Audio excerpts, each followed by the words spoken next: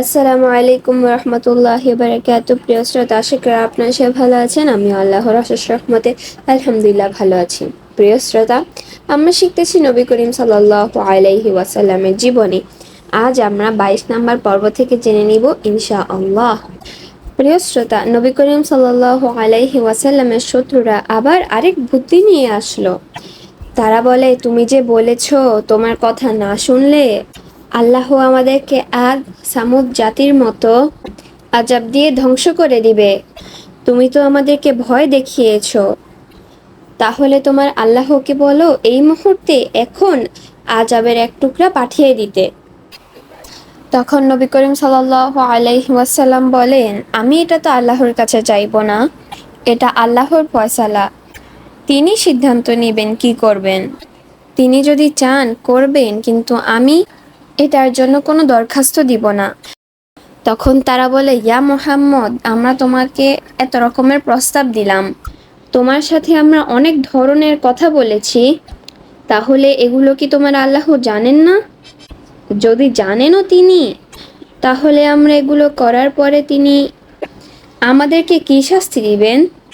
আমাদেরকে বলো, আমরা জানি তোমার রব তোমার কাছে এগুলো পাঠান না। কে তোমার কাছে খবর আনে সে খবর আমাদের জানা আছে।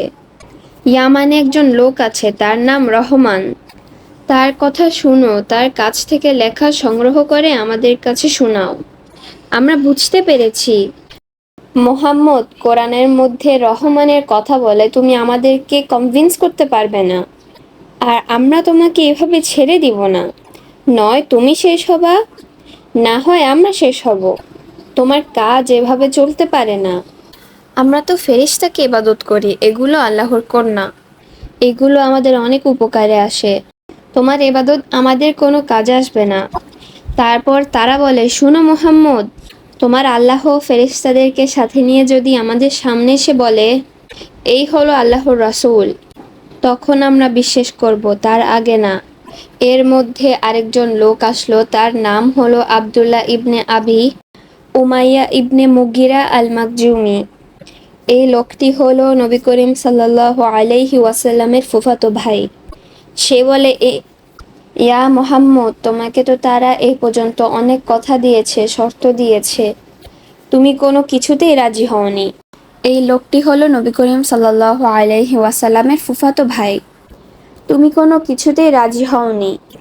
এই কথাগুলো বলার পর সে তখন নিজেই বলে, আমি যদি দেখি তোমার জন্য জমিন থেকে একটি সিঁড়ি এসে গেছে আকাশ পর্যন্ত, তুমি সিঁড়ি বেয়ে আকাশে উঠে যাচ্ছ, আবার তুমি নেমে আসছো, আর যে কোরআন পড়ো কোরআনের কপিও হাতে করে নিয়ে আসছো আসমান থেকে, আর 4জন ফেরেশতা তোমার সঙ্গে তোমার সাথে এসে বলে কোরআন দেওয়া হয়েছে তার হাতে, তিনি আল্লাহর রাসূল, এরকমও করে যদি তুমি দেখাইতে পারো, তাহলেও আমি তোমাকে বিশ্বাস করব না তুমি নবী।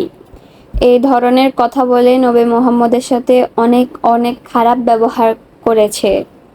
তখন নবী করিম সাল্লাল্লাহু আলাইহি ওয়াসাল্লাম অনেক কষ্ট পেয়েছেন, বরং তিনি আশা করেছিলেন ওই লোকটার কাছে ভালো কিছু বলবে। তারপর তাদের মধ্য থেকে কয়েকজন লোক এসে বলে, ইয়া মুহাম্মদ, তোমার সাথে একজন ফেরেশতা নিয়ে আসো তোমাকে সাপোর্ট করার জন্য। লোকেরা দেখলো ফেরেশতা তোমার আশেপাশে আছে, তোমাকে সাহায্য করছে।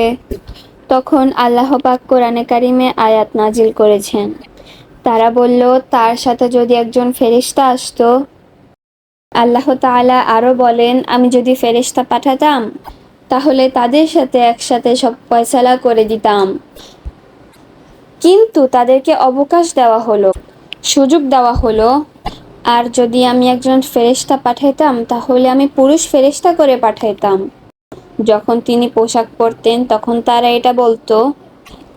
তারা বলতো এই তো পোশাক পরে, এই তো একজন মানুষ, কিভাবে সে ফেরেশতা, এটাও তারা গ্রহণ করতো না। এভাবে করে বিভিন্ন কথাবার্তা বলতে থাকে। মহান আল্লাহ তাআলা কোরআনে কারিমে এসব বর্ণনা করেছেন।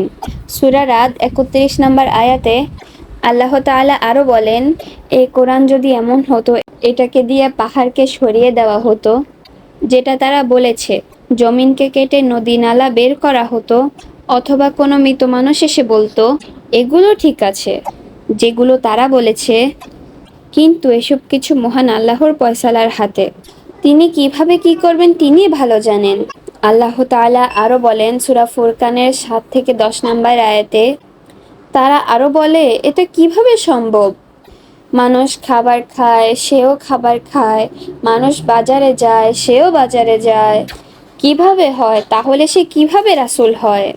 তার সাথে যদি একজন ফেরেশতা আসতো, সতর্ককারী হিসাবে তাহাকে সাহায্য করা হতো, অথবা যদি সোনা রূপা দিয়ে তাকে ভরিয়ে দেওয়া হতো, অথবা বাগান বাড়ি থাকতো সেখান থেকে সে খাওয়া খেত, এরকম যদি হতো। এবং জালিমেরা এমনও বলে কেউ কেউ, এই লোক জাদুগ্রস্ত, পাগল হয়ে গেছে, তাকে জিন ভূতে পেয়ে বসেছে। আজে বাজে কথা বলে তারা আপনাকে কষ্ট দিতেছে। তারা এগুলি করে করে নিজেরাই গোমরাহী হয়ে গেছে। তারা কোনো দিক খুঁজে পাচ্ছে না, কিভাবে আপনার সাথে মোকাবেলা করবে, পথ পাচ্ছে না।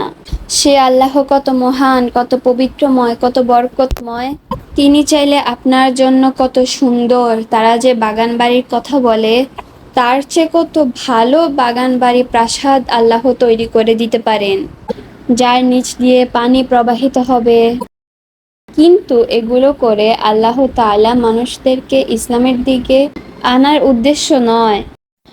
অতঃপর আল্লাহ তাআলা সূরা ফুরকানের 20 নম্বর আয়াতে আরো বলেছেন, তারা যে বলে আপনি বাজারেও যান খাওয়াও খান। আপনার আগে আমি যত নবী রাসূল পাঠিয়েছি সবাই খাওয়াও খেত, বাজারেও যেত। আমি তোমাদেরকে একে অপরের জন্য ফিতনা বানিয়ে ফেললাম। হে রাসূল, তারা আপনাকে অপবাদ দেয়, বদনাম করে সবার কাছে বলিয়ে বেড়ায়। আপনি সবর করুন, আপনার রব ছাড় দিয়েছেন তারা কি করতেছেন। তারা আরো বলে, আমরা আপনার প্রতি ঈমান আনবো না যতক্ষণ না পর্যন্ত জমিনে ঝর্ণাধারা পানি প্রবাহিত না হয়, অথবা বিশাল বাগান বাড়ি হয়ে যায় যেখানে খেজুরের বাগান, আঙ্গুরের বাগান থাকবে এবং মাঝখানে পানির ঝর্ণাধারা কুলকুল করে বহিতে থাকবে।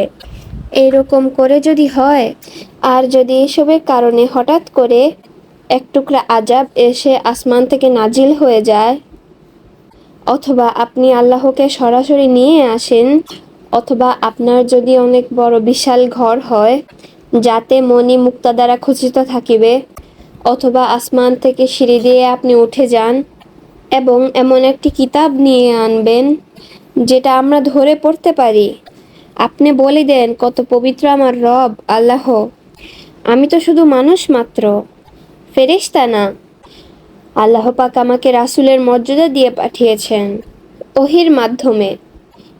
এইভাবে আপনাকে পাঠিয়েছি একটি জাতির মধ্যে, আপনি শুধু তাদেরকে তেলাওয়াত করে শুনান যা আমি আপনাকে ওহীর মাধ্যমে পাঠিয়েছি।